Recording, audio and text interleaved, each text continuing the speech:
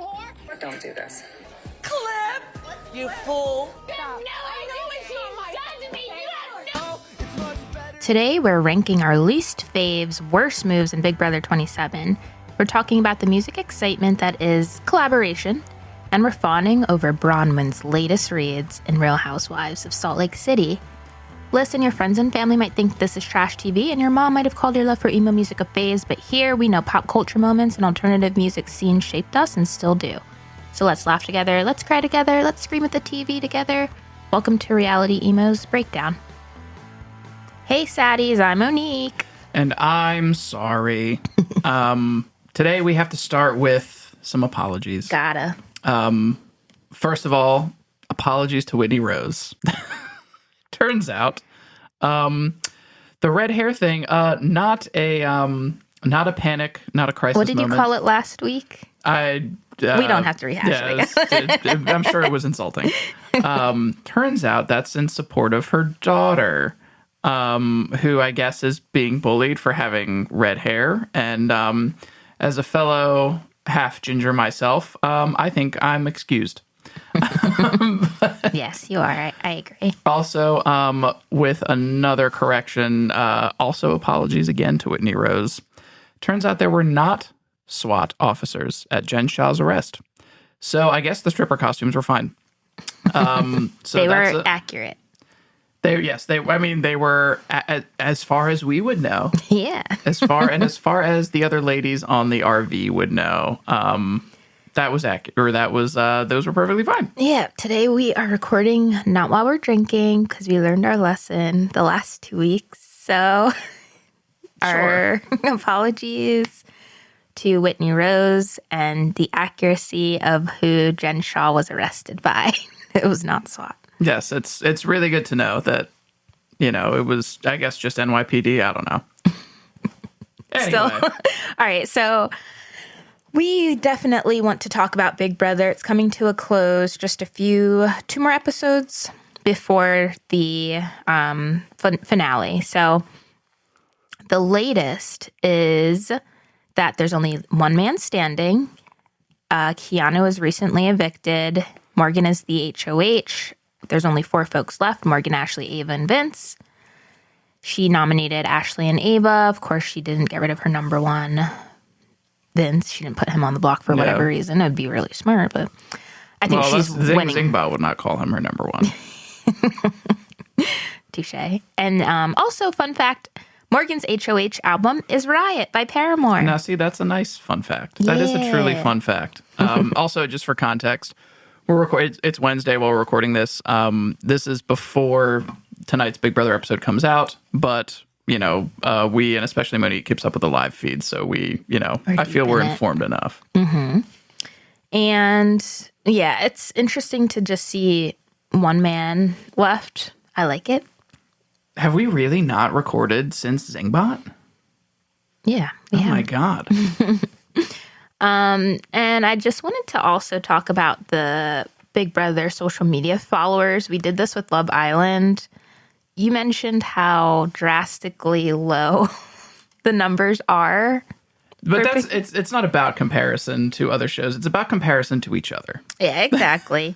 And funnily enough, Keanu, he has gained the most followers out of anyone by an exponential number, like twice the amount that the next person has gained, which is Rachel.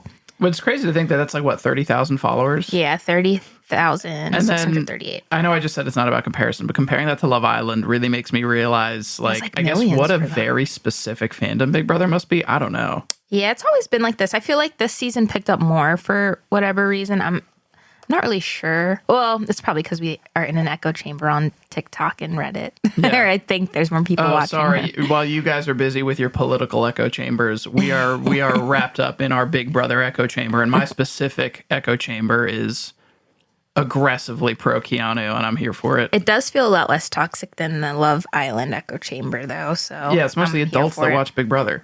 And interestingly enough, a lot of the Reddit Big Brother fans are also fans of Game of Thrones, so there's just so much in common that we share with that fan base. Hey, I get it. I bet a lot of them are also fans of Love Island for what it's worth, but Yeah. I feel like Big Brother is kind of like I've seen a few mentions. it's like lower on the iceberg. You know, it's like deeper in that iceberg of reality television. It's been on for so long. I know. Yeah. And it's on longer. It's like 3 months, 3 days a week. So it is hard to keep up with. The lore is deeper. I know even my grandma gave up on this season. So, jeez. Like, she got 2 episodes in and was like, this is too much. Which is probably good for her because there's been those 10 p.m. episodes, which she definitely would be asleep for. I think she would have had a lot of fun watching Vinny and Morgan be a mess. They don't even show enough, but yeah, she would have. Because she doesn't get Love Island anymore since it's on Peacock. Yeah, speaking of, do we want to get into... I guess we should start with Zingbot, shouldn't we? Yeah, we never talked about it last week. Great work. First note, fantastic work. I've never seen a pizza cut so beautifully and swiftly and promptly. I think Morgan's the real champion of Zingbot's visit. His zing was unforgettable for her. Yeah, and the way she handled it, it's awful. I feel bad for, honestly, who got a song? Was it Lauren? It was Lauren and Ashley both got songs. Yeah, and that's not the... So here's what jumps out at me. When I think about the America song that Zingbot did, for American, what was it, Corey? America, Was that boy's name? Yep. Did you have a lobotomy? That was the most memorable zing. I sing it like every day. So often is it sung in our house. And I don't think the songs are going to be the most memorable zings from this season. Yeah, I mean, the songs were about Ashley and Lauren being forgettable, so the songs are pretty forgettable. Valid. I don't even know if it's the insult that was so bad. Like, calling Morgan Vince's girlfriend effectively is like... I felt like that was pretty dumb. It was how Morgan reacted. Yeah, it's the fact that she clearly was so surprised by this. What do you call someone who gives someone long hugs and spends... I forget it all, but... They're number one, of course. Oh, that was rough. And then the pizza cutting was just hilarious. I cannot imagine what that pizza looked like after that. But yeah, so...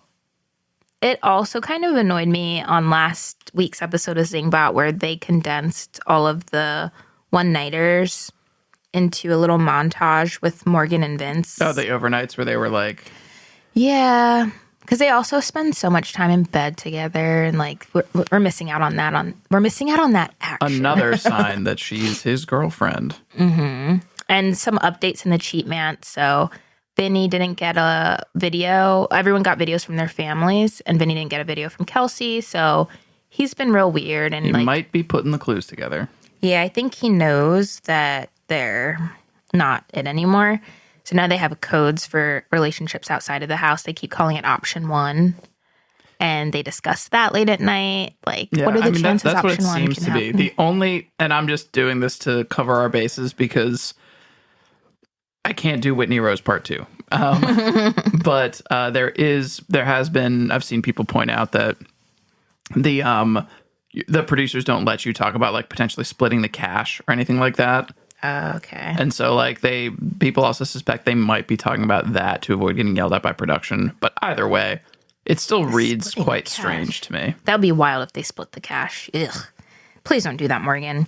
Yeah, do not do this for this man. I mean, with Keanu gone, I'm rooting for her to win, I guess. She's really good at manipulating. It's what the game's supposed to be. Yeah, so. I mean, we don't even want to do my whole rant about, you don't like that person's manipulative? Watch a different show. This is what this game is. Do you not remember Dr. Will? Do you not remember Dan Giesling? Like this is a show about manipulators. And don't get me wrong, I've come to terms with the whole jury management thing. I get it. I've accepted Well, there's a way to manipulate right and wrong also in the game. I think Vince is manipulative, but he's doing it wrong because he doesn't take responsibility for any of his actions. He just cries about it and whines. Yeah, I feel like I genuinely do feel like Vince is going to be one of these people who like sometimes you don't always realize what a problem you are until you're forced to live in like a vacuum. Hopefully. And then there's nothing but you there. And then there's nothing but like, like the cameras capture everything, that type of thing. I feel like this is something that he probably didn't even register about himself that hopefully he will after this. But like, it is a serious issue of like, you do stuff and then you do a wrong thing, you know it's wrong. And then you essentially just freak out about how can I make sure that I feel like or look like a good person. Right. So I'm going to cry about it. And I used to get so angry when Lauren was still in the house that Lauren and Morgan just didn't like talk to each other and start putting things together, because Vince would tell Lauren one thing about Morgan and then tell Morgan one thing about Lauren, and just like, I don't know. He would just essentially say like the decisions that he was making were because of the other, when it really wasn't the case. I think all in all, Morgan is his number one. Obviously. And all of the decisions he's made, he'll like blame it, like whether it's with Keanu or Lauren, he would essentially blame Morgan for those decisions, but it's really him. Speaking of just how much he sucks, let's get into ranking his 5 worst moves. So a blind ranking, you haven't seen these. I've seen the moves. I just don't know what they are. Yeah, so you have to just put these in order, not knowing what the next one is. All right, I'm not allowed to look at the screen for this. Don't. All right, so the first one I want you to rank is Vince gunning to win the first HOH of the season, and in turn, getting rid of his alliance member, Zay. He was part of the Burger Boys. Which, first of all, the terrible alliance name, so I don't mind losing it. Also, bit of a hot take, but I'm an apologist for people who gun to win the first HOH competition, because I also understand, like, you never want to be the first person to go. Like, that's an ultimate L experience on Big Brother. Ergo, I do forgive it. So I'm going to put that 5 being his least worst. Yeah. I'm going to put that at 4. Okay. 4 is his least worst. All right. And then Just to be safe. last week, putting up Lauren instead of Ashley after Morgan used her veto on his HOH. So Lauren was his number 2/1, and Morgan convinced him to put her up. I'm gonna say that's 2. I'm gonna put that as definitely up there. Okay. Raising his hand to go first when Ava was the one to choose who went on the hamster wheel challenge, which then caused him to have to choose between Lauren and Morgan to go first or after him. I think I'm gonna put. Damn, if we expand it to how he handled the full challenge, I'll rank it higher. But if we're just talking about that particular move, it's the whole scenario. I mean, he was going to have to do that. Raising his hand, he knew he had to make that decision. Right, I'm putting that at. Well, see, I don't think he knew that, but I'm gonna put that at 3. Okay. So sorry. What do we have right now? We have 2. 2 is putting up Lauren instead of Ashley. 3 is raising his hand to go first for the hamster wheel challenge, and in turn picking Lauren over Morgan and sending Rachel home. Okay, and then 4 is gunning to win the first HOH. Okay, got it. So this has to be the best and the worst next. So the next one is voting out Riley over Morgan. The vote was 5-4, and Vince was the deciding vote. And that essentially like changed the entire dynamic of the game, sending Riley home. Riley had to go. That's 5. And then the last one is auditioning for Big Brother 10 times when he's obviously really bad at this game and has a girlfriend of 7 years back home that he cannot stay loyal to. I think I actually crushed this blind ranking. I actually think I absolutely bodied this. So that's number 1. Is that how you had it? Nah. Well, I didn't rank them. I just was throwing them out. So. Oh, okay. But I feel like I would have ranked them pretty similarly. I don't agree with you in terms of like gunning for the first HOH is a good idea. I don't think people should do that, especially when you could be perceived as a That's why I can't audition for Big Brother ever, because one, I mean, aside from the fact that I wouldn't get it, but I can just imagine me going for it and you screaming at the television. But it's also the fact that he got rid of his... I think Vince ruined his game, essentially. I think I didn't like Riley, but him getting rid of Riley, I think him getting rid of Zay are the reason that he will not take home the $750,000. He's going to lose to Morgan if they're in the final 2 seats. Yeah, I think a lot of his decisions make it quite stunning that he's even made it this far. And I think there's a strong argument to be made that he reduced himself to being Morgan's floater. in a lot of ways, where essentially he really was just. I mean, like, what's her name? Victoria with Derek and Cody in a lot of ways, where like he Bowie Jade. Yeah, he like Vince is just attached to Morgan. Like compare their records, especially over the last few weeks. Morgan is dominating this competition at this point. She's in charge. She is. She's the obvious winner. And I always do say reality TV is a microcosm of our extended world. And I think that just his poor decision making, you can see how one was a catalyst for the next, Mm-hmm. And if he just made the right decisions from the start, which was not auditioning for Big Brother, his life would be so much better. Yeah, I mean, I sadly, I did see a clip, I think I sent it to you, of like him talking to Morgan about, his experience being unemployed, which like I certainly like sympathize with. Like that is genuinely a pretty serious fear of mine. Mm-hmm. At all times. I was for like 6 months. Yeah, recently. All my bosses know. That's the first thing that all my bosses ever learn about me is that I'm hyper paranoid about losing my job at all times.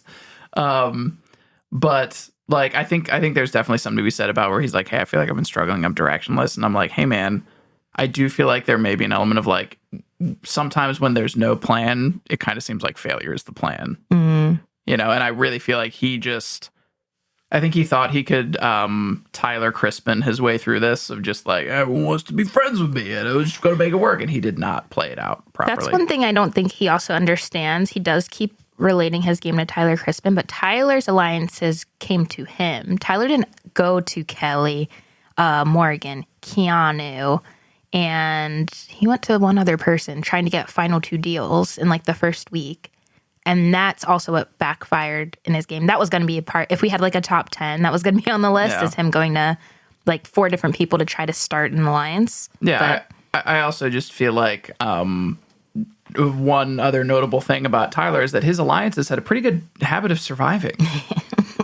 That to me was a season, like, correct, please keep me honest, but I felt like that was another like railroad season, like when we were really in the dead heat of like, one alliance or one series of alliances like just crushes every eviction in HOH. Yeah, but it was funny when that particular, because it was, I don't know how that railroad was pretty funny to me, just the way it panned out. But I do think that's also why the season's a little more interesting, because there were so many alliances that just fizzled out. And like the first time they had to vote together, their first voting block was like, just kidding, we're not voting together anymore.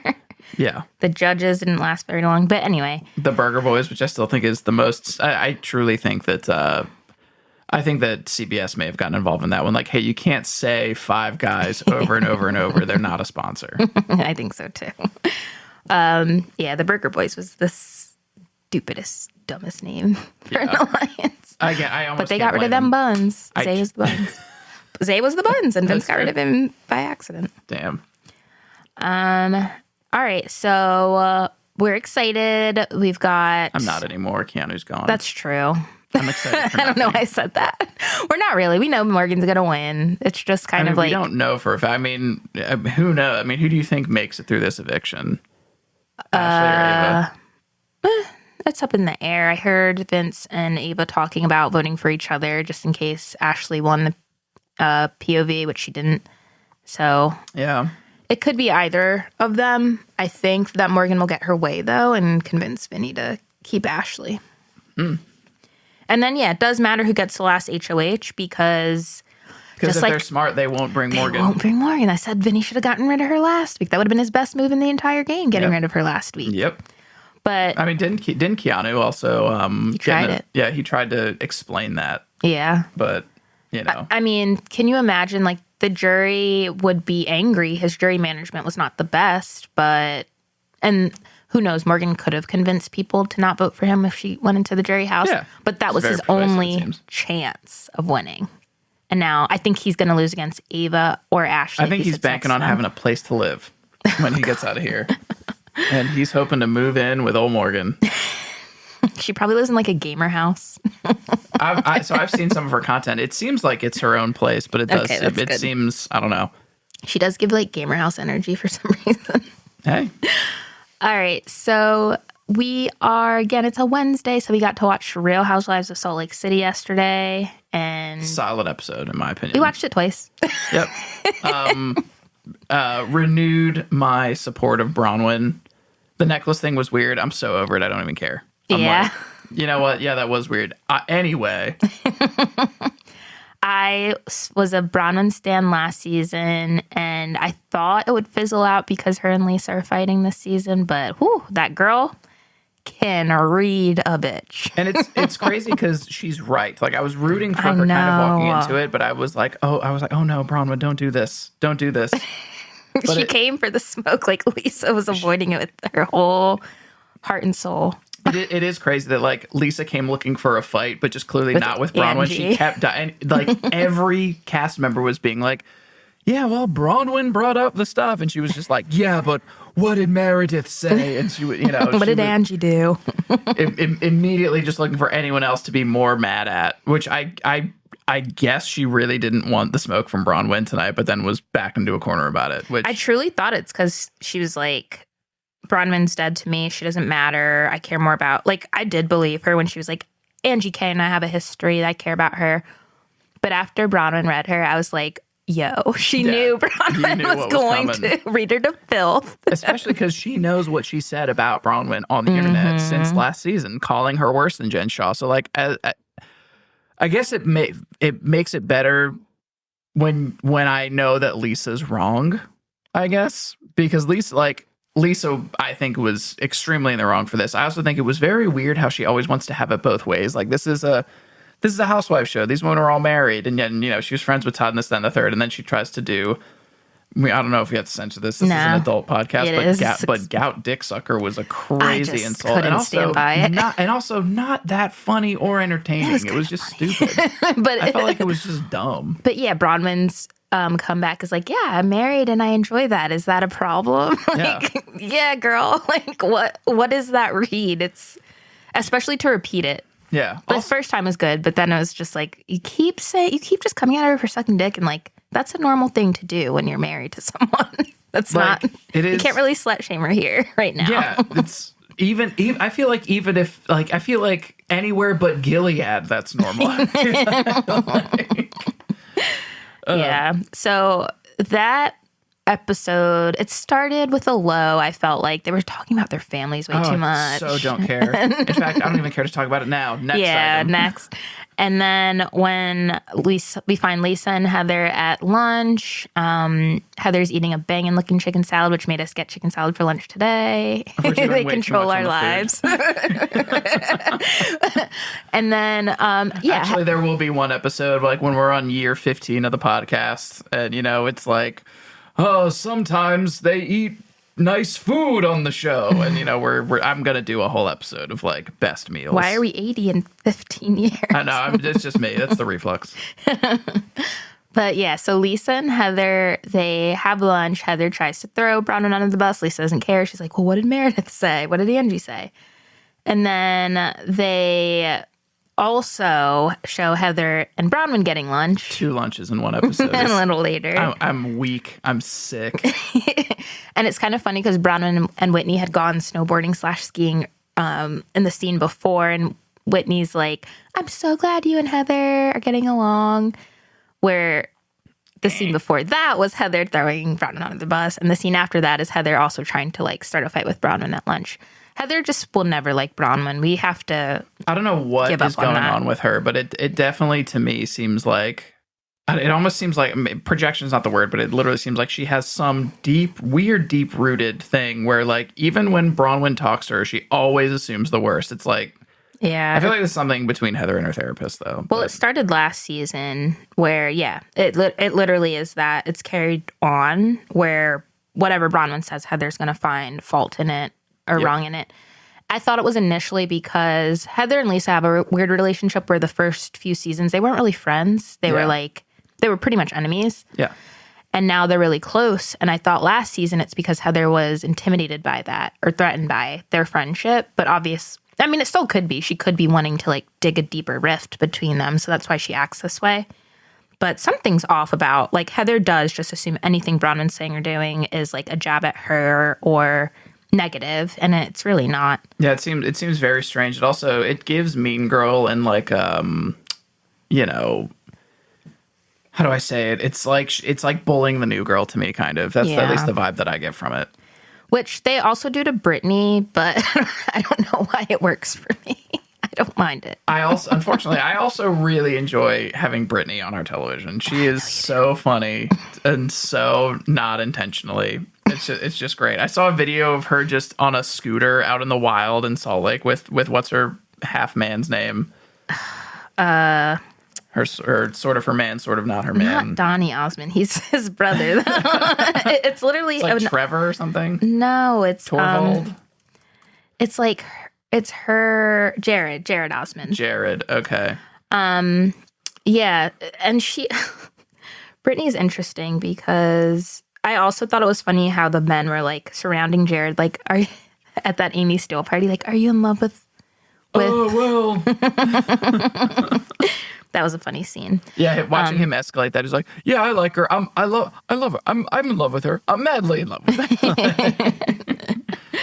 But I mean, I think Brittany deserves love. I'll give her that at very least. Of course. Also, who else can walk around a mall just singing? Or was it the airport? She was just walking around just singing out loud. So at the Amy Steele party, which to me was interesting, Amy Steele's like the socialite of Utah, and she had a party in a building that looked similar to like this parties at Southern Charm. I can't remember who used to host them, but there was Pat? Miss Pat, and there was like also that guy who with the suits she would always hang out with. He used to host like these parties at this house. Yeah, but I think that was a rental for him. It was, yes. So it looked like that. And the outfits were all over the place as well. Like I wanted to know what the attire was for this because I literally saw a girl wearing like what looked like a white tee and linen pants. Fashion. Next to Bronwyn, who's wearing like this beautiful Christian Siriano, like puff shoulder, like number that was just striking and you couldn't look away from it. So I want to know what the dress code was, but that party, I can't imagine going to something so classy and behaving like these women do. I mean, must be something in the air. Oh my!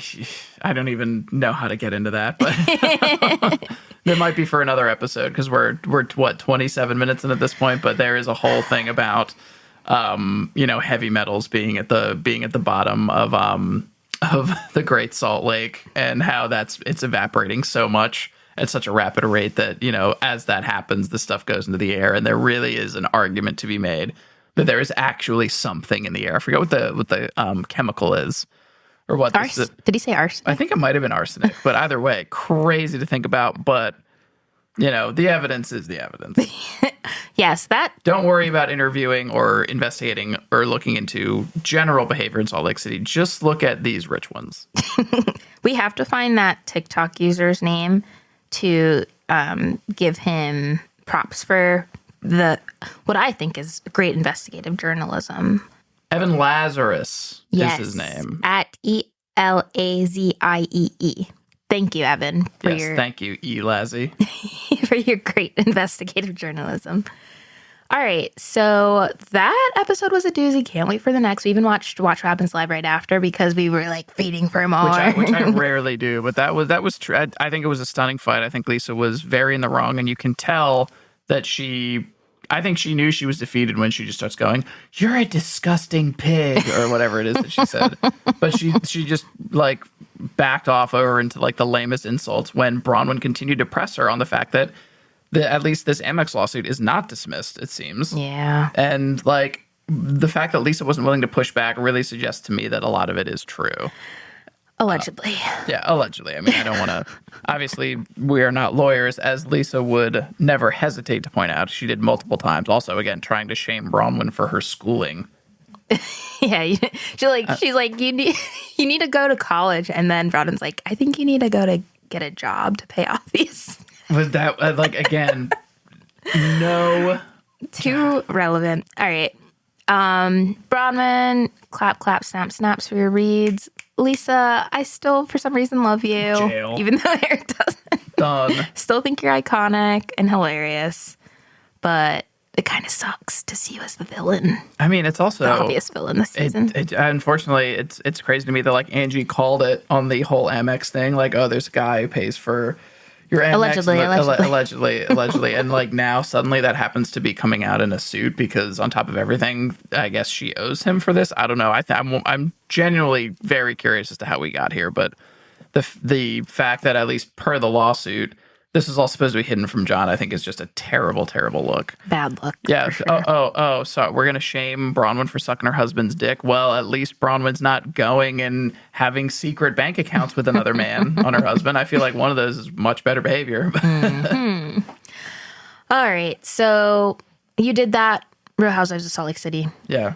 Again, John Oliver was right. Oh, maybe can we touch on that really quick? Yeah. Apparently, Jen Shah is never coming back.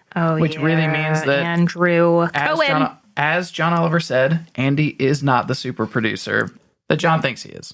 Yes, Andrew Joseph Cohen. How dare you not bring Jen Shah back? I know she lied to your face on multiple interviews, riddled with crimes. Lied to your face. Has hurt many old people, but she made great. I was like trying to picture her actually at that Amy Steele party, like what she would have done in the mix. And I think she would have physically assaulted someone. I think she literally would have physically assaulted thrown a drink or like. Which I think is another reason, honestly, the more I think about it, it's another reason not to bring her back because she's probably a lawsuit factory for production. But this still. is definitely going to be a place to unpack. What is the larger moral compass for Bravo? Like, where do they draw the line? That's true. I guess it's like, a good thing that he's saying she won't come back. Are there worse people that they brought back? And if so, why?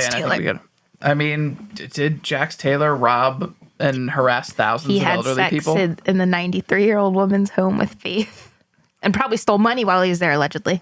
It could be. And if we get to stealing the money from the old person, then yeah, he probably should come back. I made that part up. Oh, well, see. And now he may have to stay forever. Just kidding. God, get that man. All right, before I continue to slander people's names, let's go on to our Music Excite Factory.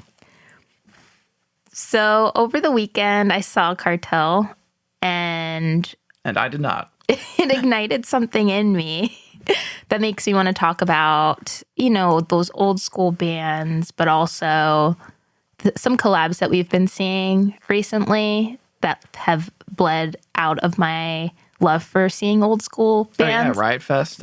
We got Snakes on a Plane by Cobra Starship with William Beckett and Travie McCoy. That was pretty sweet to see. Mm-hmm. Big fan of that. And also at Riot Fest, Idols brought out Jack White for a collab too. So it's been great seeing these bands collaborate with one another and bring back that old school feel on stage. Yeah, I don't know what scene band Jack White would collaborate with, but Idols seems like a fit if I had to choose one. And back to Cartel, I just want to make sure people know if they're touring near you, definitely see them. Especially if you're in Florida, because that's when our friend's Goalkeeper will be opening for them. Good homies of mine. Ended up not going to the Philly show because I found out that they weren't going to be there, even though they're a Philly band. I guess it's around their fest schedule. Yeah, their openers were pretty good, though. Will's voice has not changed. It might have changed for the better, matter of fact. Still got it. I can't believe they did like a 20-song set and flawless throughout. Their lights were incredible. Their vibes were amazing. Highly recommend if you can catch their 20-year anniversary show of Chroma to check that out. We also do have a slight bit of music sad times. We learned yesterday that Foxing will be going on a hiatus. They've just been touring constantly for 14 years. Yeah, real talk. I thought they've been on hiatus. No, I actually just saw them with Coheed and Taking Back Sunday. Oh my God. They were not on hiatus. But yeah, they've been just consistently at it. So they will be taking a small break. Or I don't know how long the break will be. I can't say it's small or large. But they'll be doing 2 final shows in December, one in Chicago, December 4th, and another in St. Louis, December 6th. So send your love to them. When bands take breaks, it's a serious thing, and they deserve some self-care and self-love, and we hope to see them back. They'll be fine. They're gonna chill out for like 5 years, maybe 10 years if everyone's super unlucky, and then they're gonna do a massive, reunion tour and make a ton of money. They'll be fine. And hopefully new album. I'm hoping we see what like starting line did. They just do the same thing. Yeah, that's like the thing to do now in the biz is like literally you like money dries up, you take a break, take a hiatus, come back a few years later with a reunion tour, and it's like the biggest tour you've ever done. Fingers crossed for boxing. And for our special report this week, we totally forgot to mention that Love Island games were on, I think. But yeah, I actually haven't even gotten into it. I know you've been watching it. I've watched it. I watched 2 episodes, and then Solane came, and I need a break. I can't do. Yeah, it's too much. I need a break from her. So I think it's like 9 episodes in, but I stopped when I saw her, and she did Love Island on the Below Deck boat already. Yeah, exactly. But I am hearing that because everyone's hot, she's having a bit of a different experience than what we saw on Below Deck. Can't imagine. So that might be nice. I might watch because of that. And then I highly recommend, I've been watching recently Love Island France. It is exquisite television. It's the way that they even talk about love is so different from Americans. The language they use is so beautiful. They're so dialed into like what they're looking for in a relationship. It makes you see what true mature love is like. No, it's what you get when everyone has healthcare and you don't have to work 80 hours a week and yeah. Well, maybe we'll see Solane on there someday, but probably not. I highly recommend watching it. She's gonna tear up those pods. She's gonna, to see them. I feel like Solane would crash through the glass. Yeah, claw through it. I highly recommend also not watching with the English dub, to just watch with the subtitles, because I believe this for most foreign language films and TV shows. They all sound real funky. That's right. Like even with like I think Parasite's a great example. Like just watch it with the subtitles. Watch it with the subtitles. Yeah, don't watch the dub. Yeah, and then I know that Lights recently had her tour. It was like a smaller tour, but now she's going out on a large tour starting in February of next year. You can grab your tickets to her Come Get Your Girl tour at iamlights.com. Presale is already underway, and the tickets go on sale September 26th. Come Get Your Girl tour. Which am I supposed to do first? Ooh. All right, that's all we got for you today, saddies. If you like what you heard today, please follow us on whatever platform you want. It's at reality_emos. If you can't find at reality_emos, we're not on that platform, but I know we're on TikTok, most importantly YouTube, Instagram, if I'm not mistaken. Yep. We'll be on Blue Sky and probably Skylight soon too. And don't forget, Only Toes is our final frontier. We love Only Toes. Truly. Don't show me the full foot. I just want the toes. Aside from that, please give us a follow. And aside from that, we will see you next time. Bye.